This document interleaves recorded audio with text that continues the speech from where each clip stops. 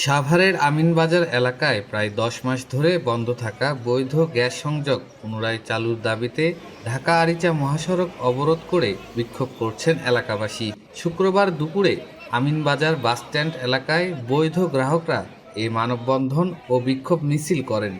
এক পর্যায়ে তারা ঢাকা-আরিচা মহাসড়ক অবরোধ করলে সড়কের উভয় পাশে যান চলাচল বন্ধ হয়ে যায়।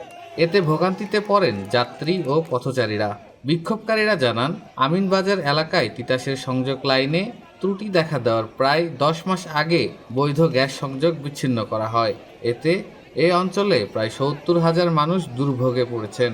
তাদের দাবি, দীর্ঘদিন ধরে আবেদন করার পর তিতাস কর্তৃপক্ষ সংস্কার কাজের জন্য টেন্ডার দিলেও সরকার ও জনপদ বিভাগের অনুমতি না পাওয়ায় এখনও কাজ শুরু করা যায়নি। বিষয়টি নিয়ে বারবার সংশ্লিষ্ট কর্তৃপক্ষকে জানানো হলেও কোনো কার্যকর ব্যবস্থা নেওয়া হয়নি। বাধ্য হয়েই তারা সড়ক অবরোধে নামেন। এমন সময় বিক্ষোভকারীরা হুঁশিয়ারি দেন, আগামী ৭ দিনের মধ্যে গ্যাস সংযোগ পুনরায় চালু না করা হলে আরও বড় আন্দোলনে যাবেন তারা। পরে সেনাবাহিনীর আশ্বাসে প্রায় আধা ঘন্টা পর অবরোধ তুলে নিলে ঢাকা-আরিচা মহাসড়কে যান চলাচল স্বাভাবিক হয়।